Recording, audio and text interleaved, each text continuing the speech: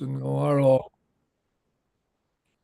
UK Royal College of General Practitioners Dr. Sunny Tinto ma General Niniaro General colleague Dr. Subir Ghosh Duaro Mapia GPU ne to let way low near Senilo Shidowabi Dicaro GPA medical education or support local okay Dinero Dr. Subir Ghosh Yome Aro managing uncertainties in medicine ပေါ့နော်ကျွန်တော်နေတိုင်းလုပ်နေတဲ့အလုပ်ကလူနာလာလို့ရှိရင်ဘာယောဂဖြစ်နေတာလဲဘာဖြစ်နေတာလဲဆိုတာသိရတာတော့နည်းနည်းခက်တယ်သေချာအောင်လည်းသိတော့မသိဘူးဒါပေမဲ့တတ်နိုင်သမျှကိုစဉ်းစားလို့ရတာကိုယ့်ရဲ့ဉာဏ်ပညာကိုယ့်ရဲ့ training နဲ့ကြည့်ပြီးတော့ဘယ်လိုအကောင်းဆုံးဖြစ်အောင်ဘာ diagnosis ကဘာဖြစ်နိုင်လဲဆိုတာကိုလုပ်သွားတာပဲเนาะအဲ့တော့တခါလေးလဲများသဖြင့်တော့သေချာလုပ်လို့ရှိရင်တော့မှန်မှုများတယ်တခါလေးလဲမမှန်ဘူးပေါ့နော်ဒါလေးတွေလည်းရှိပါဆိုတော့ဒီဟာလေးတွေကိုကိုယ်ပဲလို့ဆရာဝန်တယောက်အနေနဲ့ဘယ်လိုလက်ခံနိုင်လဲဘယ်လိုဆက်ပြီးတော့ဒီကနေပြီးတော့ဘယ်လိုနားလည်နိုင်လဲလို့ပြောသွားမှာပါဟုတ်ကဲ့ Thank you Sylvia would you like to introduce yourself Thank you Thank you very much Dr. Sunny Mangalarbar good evening I'm Subir Ghosh as Dr. Sunny already mentioned I'm a GP I work in East of England and also I'm a GP trainer and involved in medical education and Queen Mary University, London. Thank you very much for joining this webinar and thank you all for inviting me to come and talk to you in this webinar. In next 45 minutes or 45 minutes to an hour, I'll discuss about uncertainties in medicine and how to manage uncertainties. Thank you. I like to keep it interactive. So if you want to ask any questions, just stop me and ask questions. And if I talk too fast, please let me know so that I can go slowly. Thank you. Shall we start or? Yes, please. Yeah. Can you share the screen? Yeah, I'm just checking.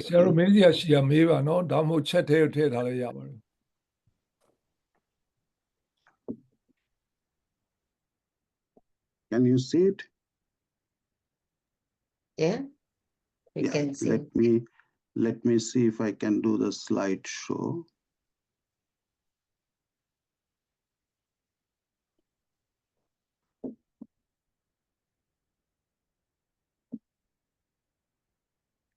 So uncertainties in medicine, as we all know, there are lots of uncertainties we have to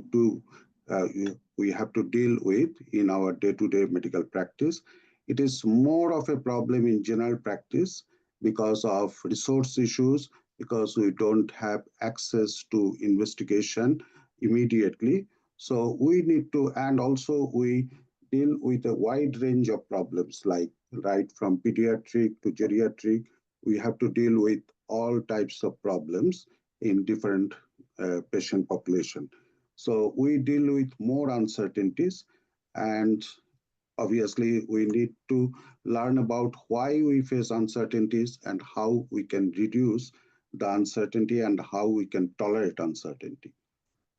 So this is the practice where I work. It's called Mount Chambers Medical Practice in Braintree in Essex. Some of you came to our practice and spent some time and observed how we work here.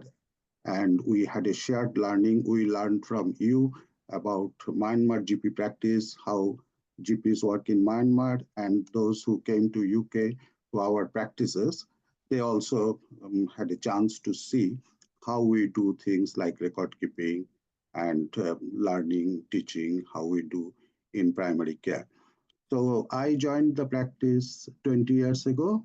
At that time, it was a GMS medical practice. It was not training practice, neither teaching practice. And we used to work from a small 2-storied building with 13,000 patients, 7 doctors. So when I joined, there were lots of uncertainties about the future of the practice. So we had to deal with all those uncertainties. I went for postgraduate training for medical education, and then I converted the practice to a training practice. Now we are teaching practice as well because we teach the medical students from Cambridge University. We have got big problem with the premises, so it was not fit for serving 13,000 patients. But now we have solved some of those problems by having an extra space in a community hub. So now we work from two branches, one from this premise and from another premise, which is about 5-10 minutes walking distance from this practice. So yes, we have to deal with lots of uncertainties with the future of the practice, but with continuously trying to improve and thrive, we have developed it into a big teaching and training practice, and we have resolved the problem with the premises. So why this topic is important, dealing with uncertainty in medicine? Because if we can deal with uncertainties, then we can achieve a better consultation, which will give improved outcome. The other issue why it is very important is in UK General Medical Council requires now that it need to be incorporated in medical school curriculum. So in medical school, when we are testing the medical students, we need to see how they can tolerate uncertainty. I think many of you have heard about this medical licensing assessment examination or UKMLA, which has been started from September 2024. This is a common examination which all medical students at their final year in UK need to take this examination. And the purpose of this examination is to make sure that doctors who are qualifying and getting registered with General Medical Council, they meet a common threshold for safe practice, which is appropriate to their point of entry in medical register, which means for the medical students, it need to be ensured that they're safe to practice as a foundation year one doctor, or maybe in Myanmar, they may be called internship. So General Medical Council makes to ensure that all medical students, whether they graduate from Brighton University Medical School or from University College London or for Cambridge, they all meet the common threshold that they are safe to practice as a foundation year one doctor after qualifying. This standardizes assessment across all UK medical schools, so there will not be any variability. So everyone has to pass this exam, and it's the same exam for all medical schools, and this they need to take at their final year. It will give patients and employers greater confidence that doctors who are working for NHS in UK, wherever they are educated, they are safe to practice in UK. So this has started, as I said, from September 2024, and the international medical graduates who need to do PLAB examination, they will also have to take the PLAB, but it is aligned with MLA, Medical Licensing Assessment Examination, which means for the PLAB, the multiple choice questions and the OSCEs will be taken from the same question bank, which is used for medical graduates in UK. So medical schools and the GMC for the PLAB will use the questions from the same question bank so that there will not be any variation. So what the MLA will cover, Medical Licensing Assessment Examination, will cover three main domains. One is readiness to safe practice, managing uncertainty, and delivering person-centered care. So this content map is a live document anyone can check in GMC website. So UKMLA, as I said, there will be two components. One is AKT or Applied Knowledge Test, which is the MCQ or single-based answer questions. And the other component is clinical and professional skills assessment. The second part, the CPSA, will assess the clinical competence as well as attitude, and behavior. So that's the professional skills that will be tested. So same thing, they will check about readiness for safe practice by checking whether the final year medical student or the international medical graduate, they can manage acute presentation like MI or acute asthma, whether they can manage chronic conditions like diabetes, COPD, and whether they are aware about well-being issues. They will be checked whether they can manage uncertainty in the diagnosis, in the therapeutic intervention, in the treatment, and most important is when to call for help. Third area is the person-centered care, where they can deliver person-centered care, which is listening and hearing to patients' values, considering comorbidities, frailty, and social context, and whether they can work in a multi-professional setting and multidisciplinary team, and whether they can work in the multiple care settings. That means someone staying at home, someone staying at the nursing home or residential home or in hospital. So in different care setting, whether they can coordinate the care in different care setting. And also whether they are considering patients' ideas, concerns and expectations. So these are the 6 domains. This is from GMC website. This will be tested, or these are being tested from September 2024 for final year medical students and for international medical graduates, those who are applying for PLAB. Any question? You're amazing, actually. Okay.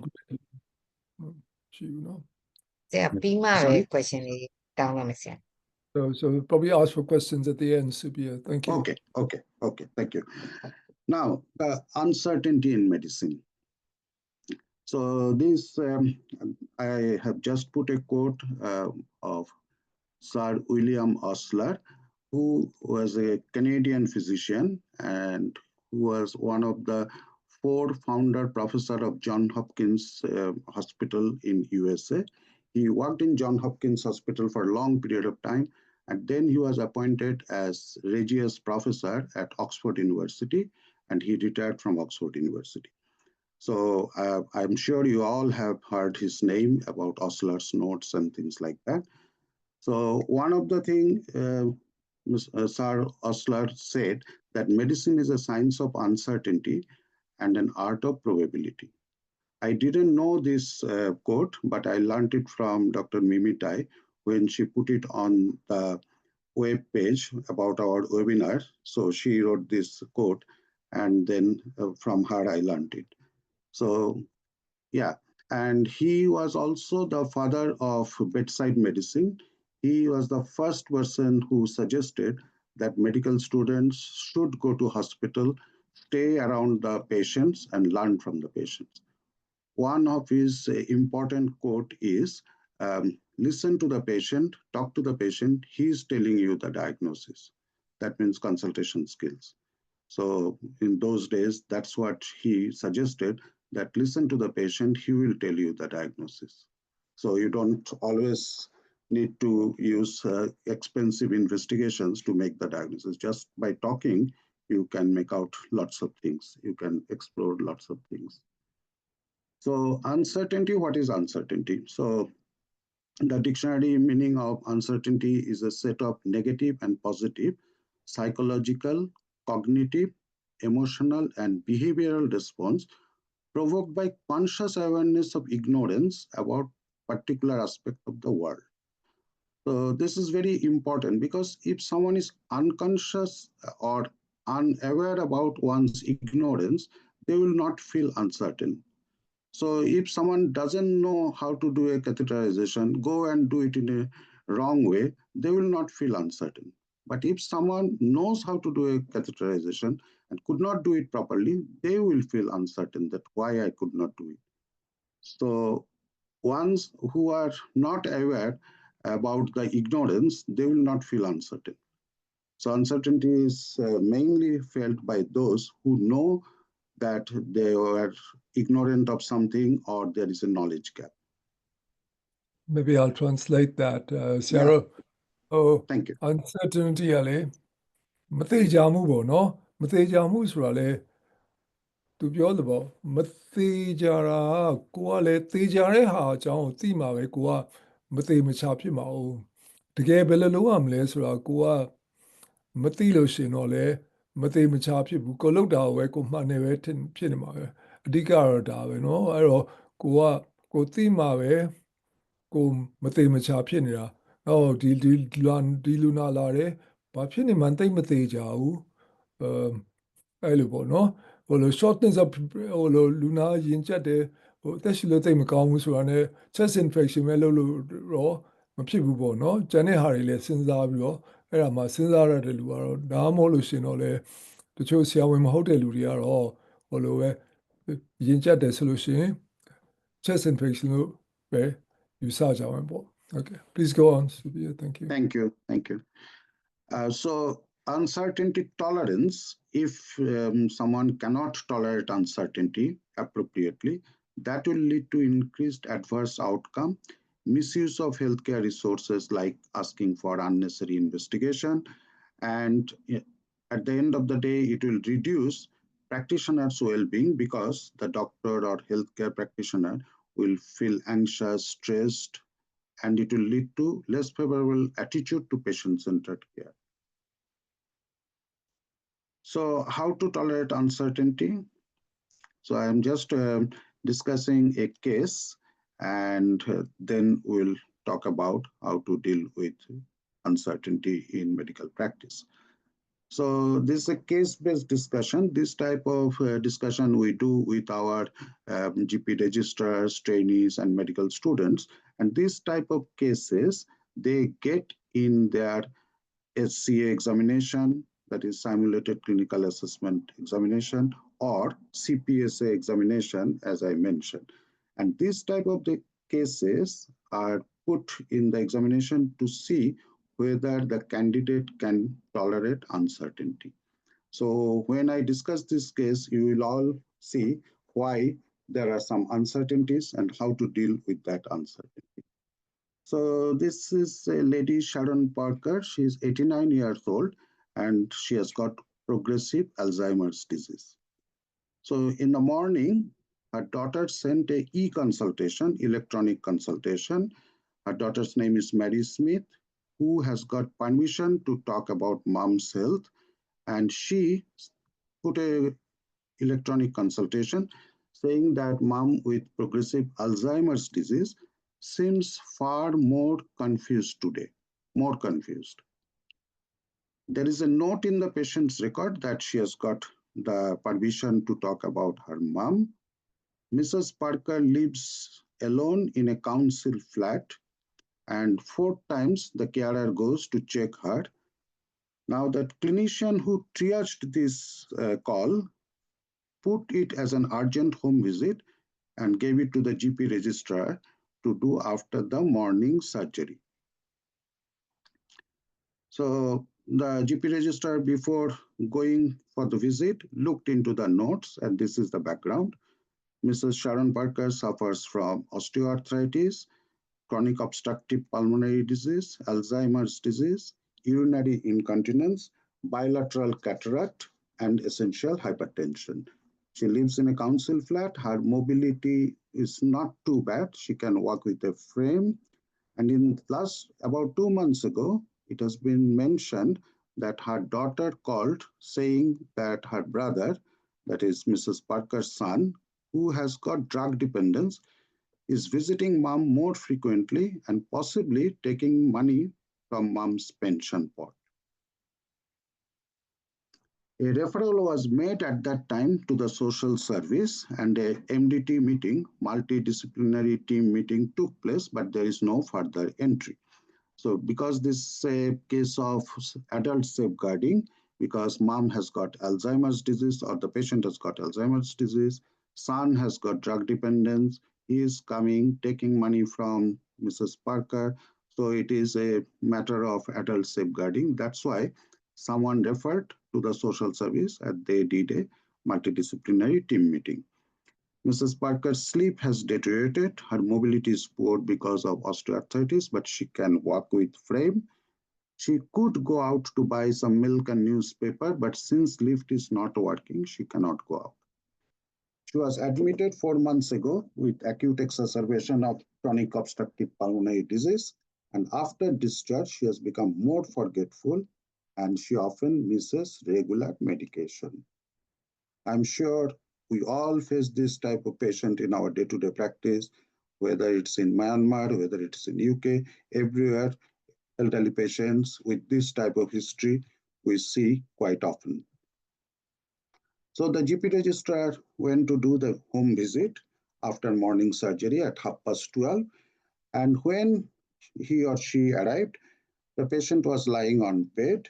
She could not recognize her daughter and she appeared agitated. So there was some agitation. On examination, her pulse was 100, temperature was 39 degrees centigrade, blood pressure was 110/64, and she appeared slightly dehydrated. Chest was clear, abdomen was soft, not tender.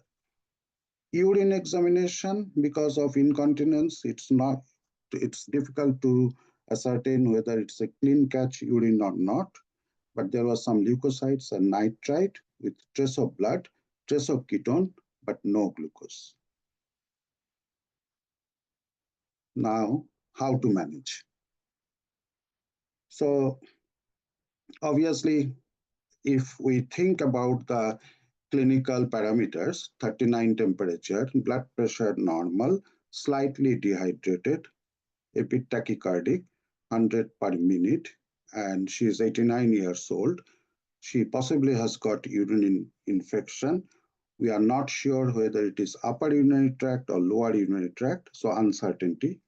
Lower urinary tract we usually treat with 3 days course of antibiotic. Upper urinary tract, depending on severity, we either admit and give IV antibiotic or we use co-amoxicillin. Now, Mrs. Parker is tachycardic, temperature is high, and she appears slightly dehydrated. So what you will do? So there are two options. One is hospitalization, another is managing at home. Now, if someone says, I will hospitalize, that is not wrong because she has got temperature, she is tachycardic, and she is dehydrated, so admit to hospital. It may not be wrong, or someone may say, no, I will manage at home because of her age, because of her comorbidities, and because of the history that last time, 4 months ago, when she went to hospital, she came back with more decline in memory. So first group said hospitalization, and the daughter is now requesting not to send mom to hospital as previous hospital admission made her cognitively more impaired. So how will you manage? So these are the uncertainties we face in our day-to-day practice, and these are the type of cases the examination will test whether the candidate can tolerate this type of uncertainty. So if we don't send to the hospital, what are the options? How we are going to manage? And how we are going to manage safely. So obviously, if we send to hospital, there is risk of more harm in the form of decline in memory. So if we manage at home, how can we manage safely? One option is we can give some broad spectrum antibiotic without knowing whether it is low urinary tract infection or upper urinary tract infection. So we can give coamoxicillin if she is not allergic to penicillin. We can ask our community matron or urgent response care team to go at 4 o'clock to check the temperature, to check the pulse again and see how she's doing. So we can send someone, or we can send our paramedic or nurse practitioner in the afternoon. We can give her a call, her daughter a call at 5 o'clock or 6 o'clock before surgery closes to make sure that she is improving. Her daughter lives nearby, so we can request her daughter to stay with her tonight for safety netting, and we can specify when to ask for help. So we can tell her daughter that yes, if Mrs. Parker's temperature doesn't come down with antibiotic and paracetamol, if she appears more confused, if she doesn't pass enough urine, then call ambulance and take her to hospital. So we can do that type of safety netting. And following day, obviously, we can check her again. We can give a call and see how she's doing, or we can do a follow-up visit. So this is how we are supposed to manage uncertainty, and the students need to demonstrate that they can manage uncertainty in this type of situation. Instead of sticking to just one option that I'll send to hospital and not considering other option is not appropriate in this type of case. This is Benjamin Franklin, a scientist who wrote in 1789, "In this world, nothing can be said certain except death and taxes." So uncertainty will be there everywhere. Uncertainty is there in medicine, and it is more in general practice.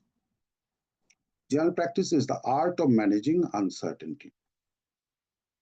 So what are the causes of uncertainties? It could be, and how to deal with uncertainty and what strategies we can use. So causes of uncertainties, particularly in general practice, is often presentation not typical. There may be multiple factors. There may be hidden agenda. So patient is presenting with some symptoms, but the agenda is to get a sick note, to not to go to work. So there might be some hidden agenda, or the child may not want to go to school. So they are masking with different symptoms and presenting to the doctor, saying that I'm having headache or abdominal pain before going to school. And if they don't go to school, they can stay at home. And sometimes the symptoms get better. Difficulty to diagnose cases, poor knowledge. This is important. Poor knowledge may be doctor's knowledge, maybe patient's knowledge. Non-committal report. This is very important, particularly with our increased number of investigations we are doing. We are getting lots of reports with subtle changes, and the radiologist or the pathologist are not specifying exactly what is the problem or not giving the range of values. So then we get into trouble. MRI results, blood test results, quite often we get non-committal report. Changing guideline and frequently imposed changes. So in last few years, asthma guideline has changed, diabetes guideline has changed. Now SGLT2 inhibitor is being used after metformin or after metformin and gliptin. So gliclazide or thiazides are not used. So there are lots, sulfonylureas are not used. So there are lots of changing guideline. So we need to keep up to date. Then there are tests, but they may not be sensitive, they may not be specific, like PSA test, FIT, we need to know fecal immunochemical test, what is the sensitivity, what is the specificity. And the uncertainty could be due to doctor not well, suffering from stress, anxiety, alcohol-related problem, that can cause uncertainties or increase uncertainties. So what aggravates uncertainty in doctor personality? So many of us have got type A personality, so we like to be perfect all the time. We like to be correct in our diagnosis, correct in managing patients, but that doesn't happen in real world. So our personality is to do everything right, but it doesn't happen. So that aggravates uncertainty. Black hole, so knowledge gap, low self-esteem, societal obligation. Doctors feel that we have got obligation to do good for the society all the time, and doctors feel that they need to help patient. So this, if they cannot do it for some reason, then that aggravates uncertainty. So this is like Johari's window. So we can think about competence in 4 areas. One is unconscious incompetence. That means doesn't know what he doesn't know. Conscious incompetence means he knows what he doesn't know, which is not bad because this can be improved because there is awareness that I don't know this bit, so I can improve on that. Unconscious competence, so doesn't know what he knows. So that is also not good. He or she will not make mistake, but it will not give the confidence. So all the time that trainee or student will ask the mentor or supervisor, because they know the subject, they know how to manage the patient, but they are not aware about their knowledge or about their capability. And conscious competence means knows what he knows. So he will be doing things appropriately. The area which he or she doesn't know, he will not do it. So best is conscious competence, or conscious incompetence is not bad because there is scope for improvement, whereas unconscious incompetence and conscious competence both are not good, increases the uncertainty. Patient always thinking of dreaded outcome, somatization. Patient depending on medical model always feel that okay, you do some investigation and you get the diagnosis. That doesn't happen always. And natural variation in disease process may be different. Dreaded outcome, nowadays most of the patients come and ask us that are you sure that it's not cancer? Are you sure that it is not diabetes? So uh, they are always thinking of the worst. So that causes uncertainty and that increases the number of investigations we have to. Somatization, that is, I mean, malingering, or say they are doing it just to get some attention or get some benefit or avoid to do something. So that can lead to somatization. In consultation, if we do doctor-centered consultation, then it will increase uncertainty and poor outcome. Failure in pattern recognition. So if someone is coming repeatedly with some problem, we need to recognize that pattern, why this person is coming repeatedly. I had a patient who was subjected to domestic abuse and then moved area, and then was repeatedly attending with headache, and then started having seizure. That patient was sent to all the hospital consultants, had all the tests, EEG, sleep deprived EEG, brain scan, and all. Everything was normal, but she was put on anti-epileptics. But because of this pattern, because was coming regularly with this type of non-specific symptoms, I referred to the psychiatrist as well. And after starting antidepressant, she's much better now.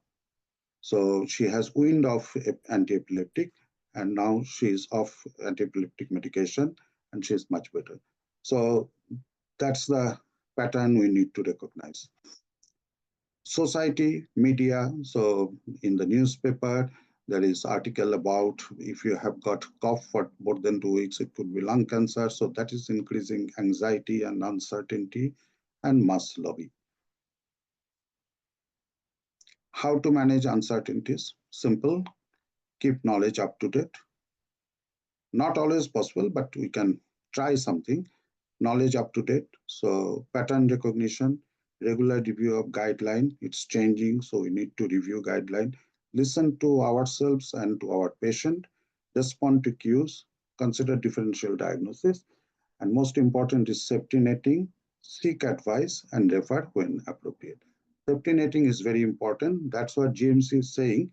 Readiness to provide safe practice. Safety netting is very important. So if it's not getting better, what to do? If Mrs. Parker's temperature still remains high, if she doesn't pass enough urine, and if she's more confused, what to do? So we need to specify that these are the things you need to look for, and if it happens, what to do? How to manage uncertainties? We can use different consultation models, shared decision making, discuss with colleagues. This is very important. Quality circle, as we are all doing in UK, in Myanmar, we are all getting involved in quality circle. We are doing case-based discussion and we are doing reflective practice. So in UK, for appraisal, we need to discuss at least one case every year, one interesting and difficult case every year among ourselves, among our practice team, and also with the appraiser. So that way we learn from each other. Patient's perspective, we need to think about patient's perspective, history of domestic violence, childhood trauma. So why this person is coming repeatedly? Is there any history of previous bad experience, drugs and alcohol situation? So those are the things we need to think about: financial problem, housing problem, good doctor-patient relationship that can help to mitigate uncertainties, evidence-based medicine, and communication skills. You all know consultation models. There are 7, 8 consultation models. We usually use either Pendleton consultation model or Cambridge Calgary model. But the two I have added here are quite useful for tolerating uncertainty. One is Murtag's model. Murtagh was a primary care physician in Australia. He developed a model where it says that consider the probability of diagnosis, what serious diagnosis should not be missed, what serious diagnosis is commonly missed, and is it masking something, and is the patient trying to tell me something which I have missed. So these 5 things one need to consider if you use this consultation model. The other one is McWhinney's disease illness model. McWhinney was a general practitioner in Canada, and he developed this model, which combines the traditional medical model with patient's perspective. So on one side is doctor, on the other side is the patient, and it says that patients come to see doctor either at the height of the symptom, when they cannot tolerate pain anymore, when the skin rash is causing extreme itching, then they will come to the doctor, or at the height of anxiety. Is it cancer? Is it diabetes?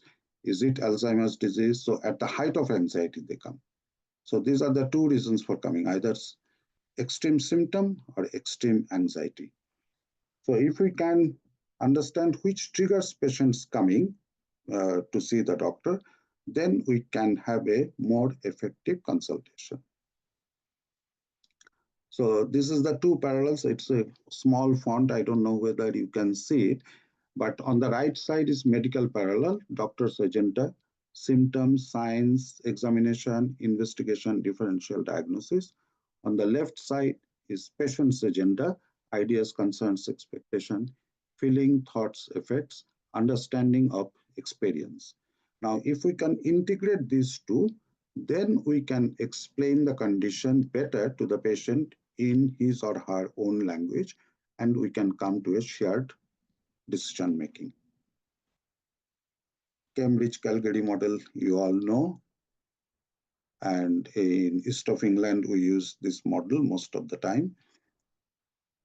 So I have already mentioned about how to deal with uncertainty few times. But yeah, these are the things also we need to consider, that different types of uncertainties are there in medicine. Define risk more precisely. Okay, this percentage is the risk of dying if the cholesterol is high. Q risk, if it's high, this is the percentage of having stroke or CVA in next 10 years. So define risk more precisely and inform patient appropriately. Safety net, call back, come back, I will call, diary, or revisit. Gamble responsibly. That's accept probability rather than certainty. So accept probability, not always certain, it is probable. Not all diseases are unicausal or follow algorithms. So not all diseases always follow the algorithm that it will, rash will appear on this day, fever will appear on this day it will cross. Not always it follows. So that we need to understand. There will be some variation in the disease process. Deal with risk. How we can deal with risk? We can avoid risk, refer everyone, treat everyone, give antibiotic to everyone, bring back everyone, or change our specialty. Or we can accept the risk responsibly. We should not deny uncertainty, it will be there. And we also need to understand that common diseases occur commonly and rare diseases occur rarely. And common presentation of rare disease, unusual presentation of the common disease is less likely than common presentation of unusual disease. Doctors can improve emotional intelligence to help to tolerate uncertainty, exploring why they cannot accept risk, narrative based medicine, professional conversation, talking to colleagues, listening to others' experience, and that's where it comes our quality circle, working in a team, developing doctor's personal self awareness, so reflective diary, aware where is the lack of knowledge, sharing uncertainty with the patient, colleagues, quality circles, support each other, mentoring, and building resilience, emotional support, and healthy living. In UK, for general practice training, all the trainees in their 3 years training period, they have to discuss one learning event each year. So that may not have caused harm to the patient, but that is something from which we can learn something, the trainee can learn something. So one learning event they have to include every year, and if there is any significant event where there is a harm or there is a potentiality to do harm, they need to discuss that as well. And same with us, the qualified GPs, at appraisal, if there is any significant event or learning event, we need to include that. So it's not only the trainees or the students, we the supervisors, we need to do something as well to help our trainees, to help our juniors to to be able to tolerate uncertainty. So we need to signpost uncertainty within the curriculum. So we need to put it in the curriculum that okay, elderly care medicine, not everything will be according to the algorithm. So you need to adjust it, you need to involve other professionals, you need to work in a multidisciplinary team. So these things need to be added in the curriculum. Role model uncertainty tolerance. So how we tolerate uncertainty, we need to discuss with our trainees or with our juniors. Balancing vulnerability and credibility. So obviously, when you are a trainer or you are a teacher, you need to have some credibility. So there is a balance that how much you can tell about your negative experience or your problem you faced and still be credible. But nowadays, everyone knows that in medicine, no one knows everything. So there is no harm in being open and saying that, okay, I dealt this patient this way, but I could deal it in a different way. On reflection, that's what I feel. So that way we can share our knowledge and experience. Challenge learner to build their uncertainty tolerance over time. For the institutions, so for the training practice, for the university, for the medical college, they also need to do something to help our trainees, to help our students to build this tolerability for uncertainty. So acknowledge and incorporate uncertainty in assessment strategies like the case I showed. This type of cases we need to use for our final year student examination. Support near peer teaching, that is mentoring. Build institutional uncertainty tolerance. That means clinical governance meeting regular discussion about difficult cases, departmental meeting, mortality data analysis. From that, we can understand where things go wrong and how we can tolerate uncertainty. Horizontally and vertically integrated approach to developing uncertainty tolerance. So vertically um, integrated approach is prior knowledge, using it as a scaffolding. On top of that, we are putting new knowledge and we are increasing the knowledge base. And horizontally integrated is working in a multidisciplinary team, learning from each other, learning from community pharmacists, learning from our nursing colleague, how to do a better dressing for a leg ulcer. So that way we are increasing our approaches. Horizontally, we are integrating approaches to develop uncertainty tolerance. Okay, the nurse told me the other day that honey-based dressing is better. So next time, if it is not getting better, the ulcer, I can use honey-based dressing, which might help. And learning from each other. The other day, one of my patient asked me about sublingual vitamin B12 spray. I didn't know about it. So I told her that, okay, I'll check and let you know. And then within 1 or 2 days, I was talking to my trainee and I mentioned this to her. And she said that yes, it is available. So I learned from her. So this is what we all need to do, that we need to learn from each other. Resilience, we need to develop resilience. What is resilience? It's a process of achieving positive adaptation while facing adversity, while facing negative experience, or while facing some problem, how we can come back and adapt and come back to normal. So multiple factors help in developing resilience.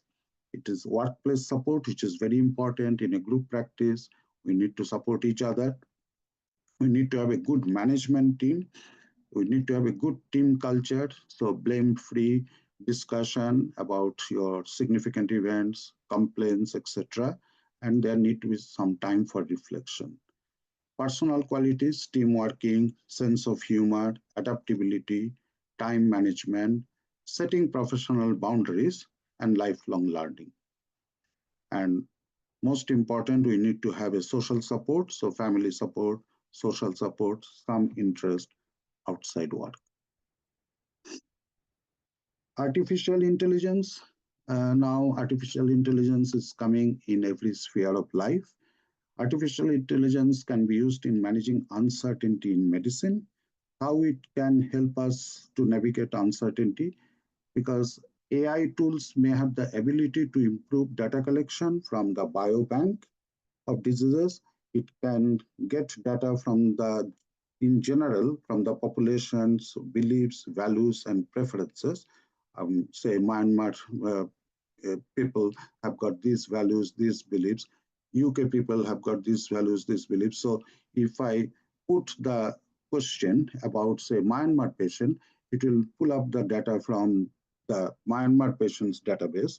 If I ask about the patient population in UK, it will pull up the data from the UK patient's experience. And that can give free up our time. So we don't have to search, AI will search, and it will free up our time in physician-patient contact. So we can spend more time in examining patient, in doing investigations, and basic data can be collected by AI. It may aid in areas due to lack of clinical information, like if I don't know if sublingual vitamin B12 is available or not, I can ask ChatGPT, and ChatGPT will say that yes, there are 3 sublingual vitamin B12 available, and the dosage is this. So I can get information from that. There are 2 types of uncertainties. One is reducible uncertainty, another is irreducible uncertainty. So reducible uncertainty means that knowledge or information is there, but the person who is dealing with the patient hasn't got that knowledge. So it can be that knowledge gap can be reduced from information from elsewhere. So AI can help to reduce the reducible uncertainties. Irreducible uncertainty is where there is no information about a particular condition or about the causation of a disease, of a particular disease. In that, the AI may not be that helpful, that much of help. AI also can help with class probability to case probability. Class probability means AI can improve the understanding the risk to general population, but it can also improve the probability in a particular patient by getting data about the environmental factors, comorbidities, and genetic profile. Like if we say that a smoker at the age of a person who smoked at the age of 65 has got 14% risk of developing lung cancer. So this is a case probability. So in the population, this is the risk. But not that all patients who smoke, when they reach at the age of 65, not all of them will have 14% of risk of having cancer. So for the individual patient, it depends on the environmental factors, it depends on their genetic makeup. So those data AI can handle and give a more precise probability. So it can be used for class probability, but also it can be used to some extent for case probability if appropriate data is available. Wearable devices, I'm sure you all know, and we are getting frequently now that people are wearing Apple Watch, and from Apple Watch, they get their continuous pulse and blood pressure monitoring. And I've seen a couple of patients who have been diagnosed atrial fibrillation on the basis of Apple Watch data. Similar devices can be used for multidimensional data collection continuously over a period of time, and that can detect subtle changes in memory and cognition and predict possibility of onset of dementia. So AI has got huge prospect of helping us with dealing with uncertainty. The other area of artificial intelligence in medicine is in teaching. So we can search lots of information using AI. We can also plan a tutorial using AI. Like I can write that this week I like to do a tutorial for fifth year medical student on the management of obstructive sleep apnea. If I write this, there I can produce lots of things like obstructive sleep apnea. These are the causes. These are the tests you need to do. These are the investigation you need to do. These are the referral criteria. And after referral in hospital, they can get this type of treatment, CPAP or whatever. So I can plan the tutorial using the AI. I can set up OSCE question by using AI. Like I can ask AI that I need to put a OSCE station for fourth year medical student on management of diabetes.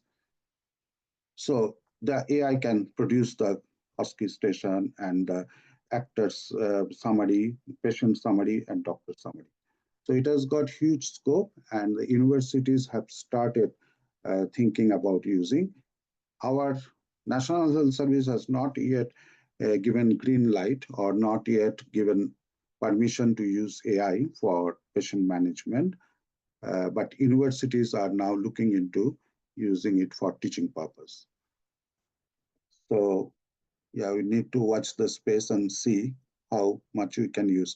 There is one chat GPT now in Queen Mary University, London. They're using a software called AI called Gemini. I'm sure in Myanmar, some of the GPs are using AI for getting information or, yeah. So to make a decision in medicine, one needs to rely on abstraction of class probability and case probability, as the future outcome of a particular case can never be predicted with complete certainty. So this is a source of uncertainty that AI may be able to help, but may not be able to eliminate. So in summary, uncertainty is common in medicine. We cannot deny it. It is more common in general practice. We need to identify the causes of uncertainty and how to deal with uncertainty so that we can have better consultation, improved patient outcome, and improved well-being of the doctors and healthcare professionals. Thank you very much. I'll stop sharing and I'm happy to take any questions.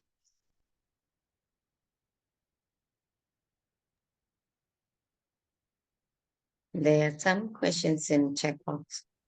Yeah, before Right, okay. the question, yeah, I would like to ask one question. Yeah, we Yeah. learned about significant event analysis from quality improvement trainee. So I would like to ask about difference between uncertainty and significant event analysis. Because you mentioned about causes of uncertainty, which are very similar to SEA. So how can we differentiate? Thank you. Yeah, thank you. It's a very good question. Yeah, and it's quite interlinked. Absolutely right. So, significant event means when managing a patient or with the patient care, something significant happened. So, obviously, if something good happens, that's not a problem. But something not so good happen, that is significant. So it could be that patient's treatment was wrong, patient was given wrong treatment, or maybe someone we didn't check about their allergy sensitivity. We have given penicillin and the patient developed reaction. Patient didn't have major reaction, but had some minor reaction, or had major reaction, had to go to ITU, or a patient died. So these are all significant events. So where there is a harm or there is a potentiality to do harm. So we discuss these significant events so that next time, as a team exercise when we discuss, so next time whenever I will prescribe penicillin, I will check patient's sensitivity and allergy. In UK, we keep it in our electronic medical record. But when I go to work in out of hours, I used to work for out of hours, I used not to have access to patient's record. So it was my policy to ask everyone about their allergies or sensitivity during the history taking. So I used to write NKDA, that means no known drug allergies. For everyone, I used to take this. So these are the things then you tolerate and you develop, and that will reduce uncertainty. So next time it will not happen. Same thing with children. When I used to see children in out of hours, as a routine, I used to ask about their immunization.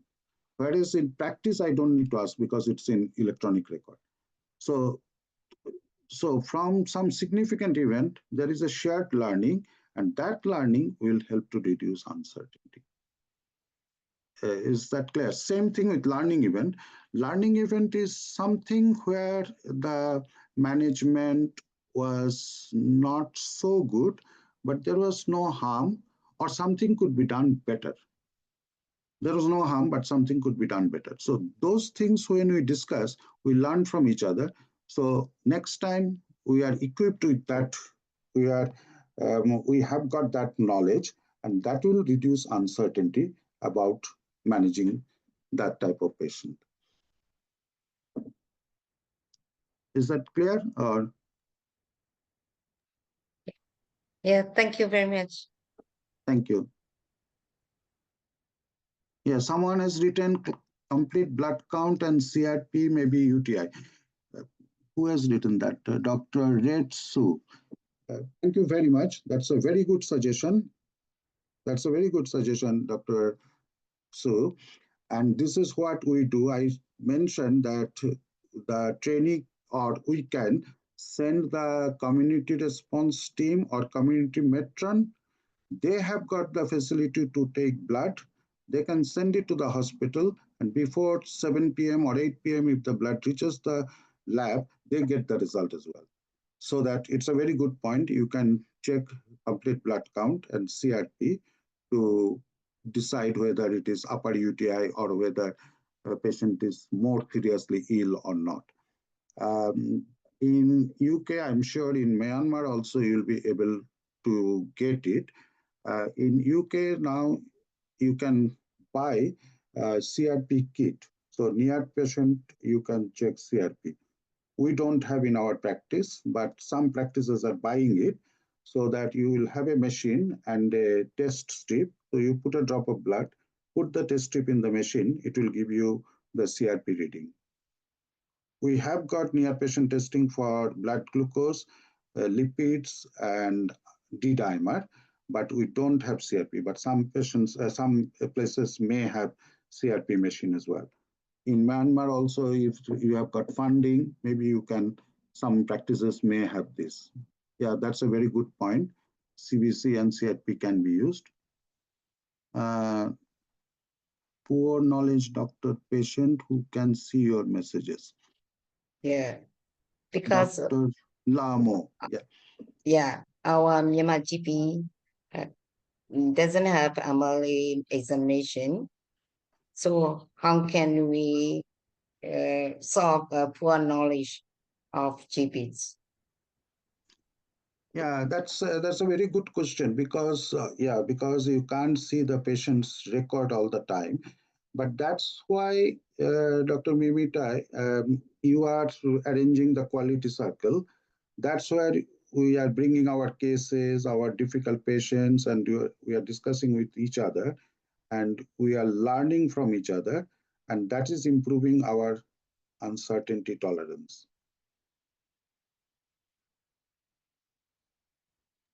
Is that, Yeah. yeah? And someone has written, oh, Yeah. sorry, Dr. Redsu has written sepsis. Yes, full blood count CRP may indicate sepsis. And this patient, which I discussed, in ideal situation, should be sent to hospital. But obviously, because of memory problem, because last time memory declined after going to hospital, although there is sign of sepsis like tachycardia and temperature, um, one may justify in not sending to hospital and doing safety netting and arranging a full blood count or complete blood count and CRP and rechecking in the afternoon and then following day. So it's like you are arranging a hospital at home type of care. Because nowadays in UK, we have got most of the places, we have got community response team who work up to 8 in the evening. District nurses work all night and in the morning and whole night there is out of hours doctors available. So if the daughter is given appropriate information that is this happen, then call out of hours, the out of hours doctor can visit as well. So there is a lot of safety netting we can do. But of course I understand in Myanmar maybe late in the evening it will be difficult to arrange blood test or someone to go and check. So it depends on what resources you have. Another one comments, your presentations is very good. You Oh, can learn thank a you. lot. Yeah, you can learn a lot. That's Thank one. you very much. Yeah. Another one, Dr. Tai Min said, quality cycle is very helpful. Yes. Yeah, we also find it really useful because this is exactly what we do here. In our practice, we have weekly practice meeting for dealing with the practice business. At the same time, every other week, we have got clinical meetings. So we ask our registrars, we bring our interesting, difficult cases where we had problem in managing or problem in tolerating uncertainty or we made some mistake, so we bring those type of cases and discuss among the team and learn from each other. Most important thing is, as I mentioned, it has to be blame free. So if someone says that X knows more than Y knows more than Z, then it will not work. So we all need to understand that a mistake can happen to anyone, and even the best qualified specialist in hospital can't say that he or she knows everything, because medical knowledge is changing rapidly. So medical knowledge doubling time is only few weeks nowadays because of artificial intelligence and cloud-based knowledge and all. So it is not possible for one person to know everything. So it's nothing wrong in not knowing something, but it is right or it's good to realize or to identify the knowledge gap and improve it through either reading, shared discussion, getting involved in quality circle. So that's what exactly what we do. In our practice, in most of the practices, we use the instant messaging system. So in our patient record on the bottom of the computer, we have got an icon where we can talk to each other. I mean, we can send message to each other. So what I do, if I'm not sure about something, I send message to all the doctors present or the nurse practitioner and all our trainees, that message, that what is the current management of this condition. And then if I send it to 7 people, maybe 5 will respond, 2 will say, I don't know. 1 will say, yes, I know. There is something which has been I've read recently, and this is what you should do. And 2 may say different. So from those 3 responses, I pick up which seems to be relevant or seems to be appropriate. The other thing what I do, I open a site called GP Notebook. So I'm not sure whether you can get access or not. I think you need the GMC number for GP Notebook. So, or you have to pay for that. So GP Notebook has got all the relevant information for problems we faced in general practice. So I keep that open. So if someone is asking in front of the patient, I open that, check the current advice or current guideline and use it appropriately. So that's how we learn from each other, we learn from evidence, and maybe in near future, we'll have to ask AI what is the current management for type 2 diabetes with, say, kidney function of EGFR of 40. And AI will say that, okay, you can use this, you can reduce the dose of metformin, you can add empagliflozin or whatever. So that's the future.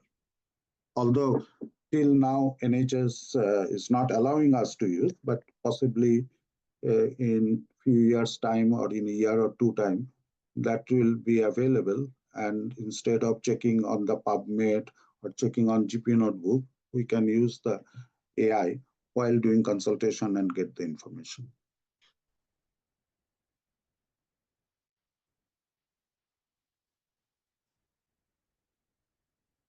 Any other question? How to deal with patients who use ChatGPT and worry about many differential diagnoses? Yes, that's a very good question. Actually, we had this conversation the other day.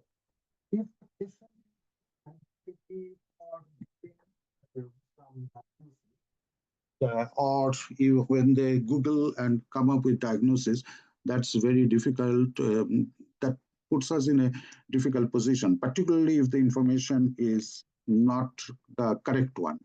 That's what I said. Doctors' knowledge, patients' knowledge, the media, patient are getting misinformation. So that's really difficult.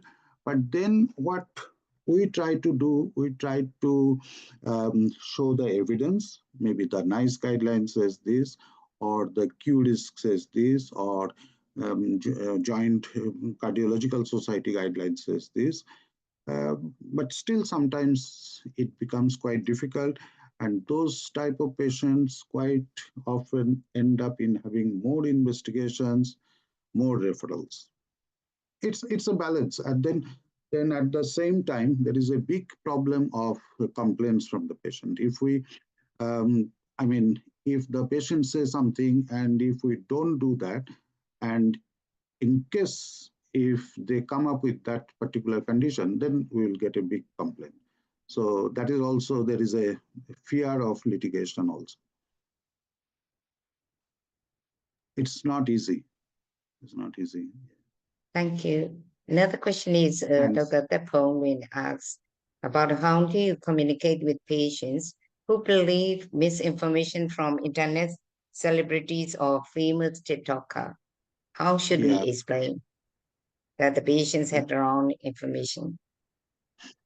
Yeah, it's a very good point. So it's really difficult. It's really difficult. But as if we have got sound knowledge and if we can provide evidence-based medicine, that's what we try. We try to clearly say that this is the evidence, this is the guideline says.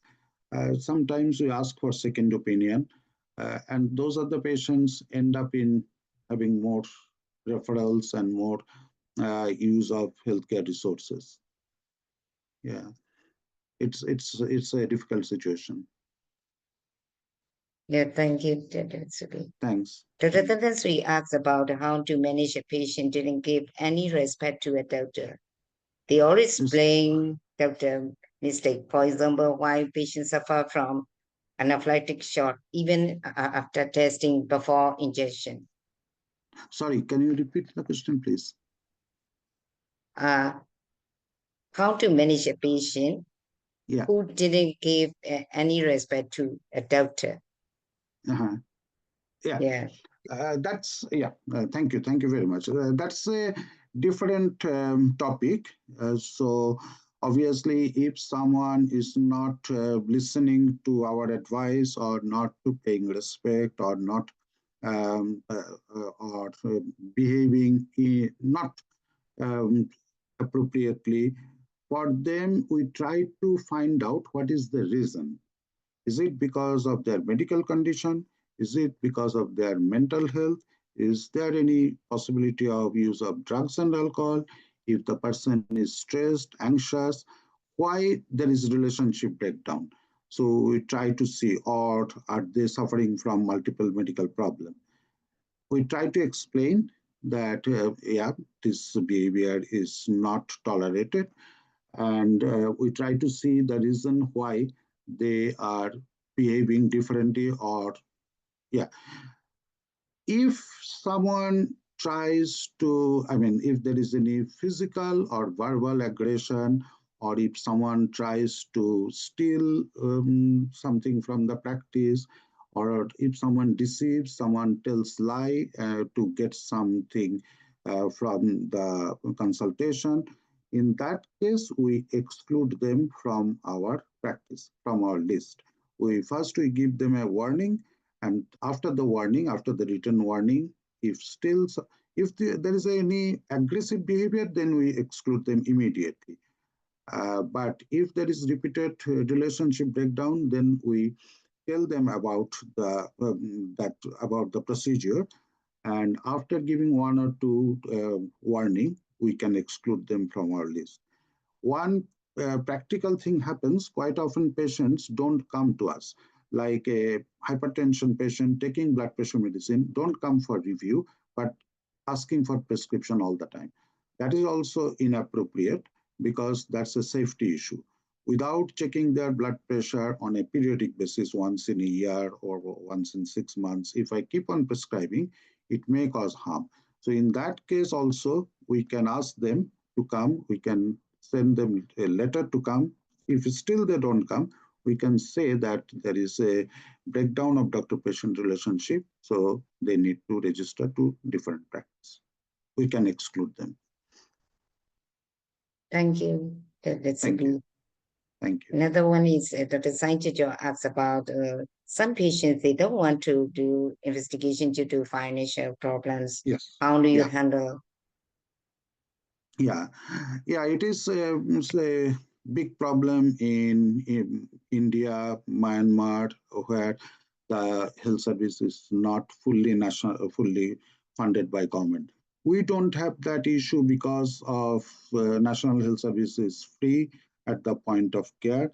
So whatever appropriate investigation we ask for, it's free. It's other way around. We may ask for investigation, patient don't go. Quite often I ask for ultrasound scan, patient don't attend because they don't have to pay. If they don't attend, they are not losing any money. So here it is other way around. We ask and they don't take. But I can understand the problem you are facing because it's not uh, funded by government.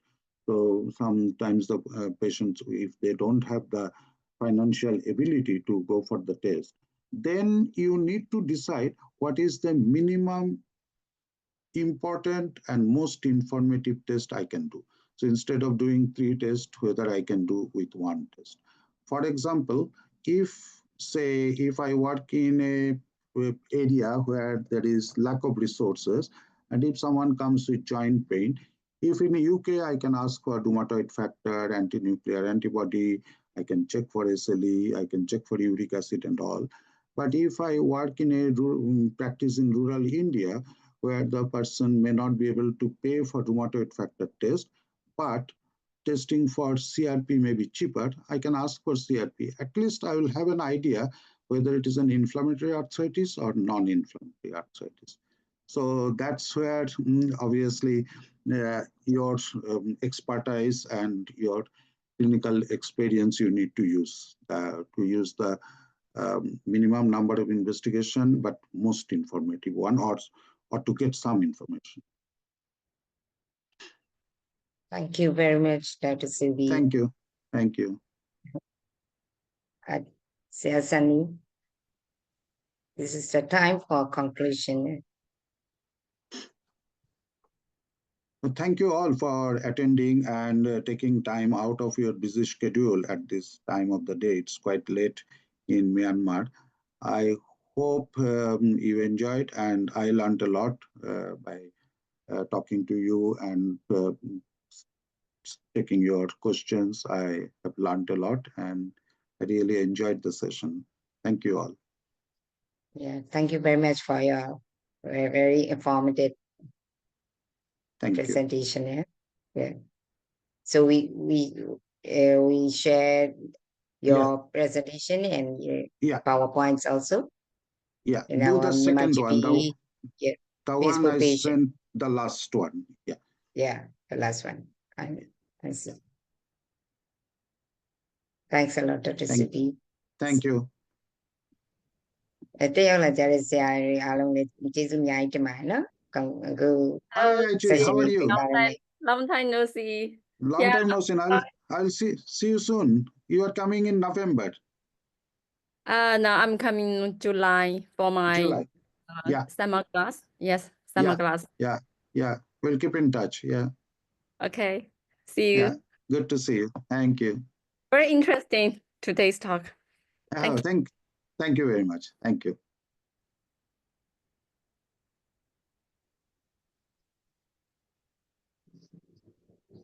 Okay, thank you, Subi. See you soon. Thank you, see you Subi. soon. Yeah. See you thank soon. you. See you soon. Thank you. Thank you. Thanks.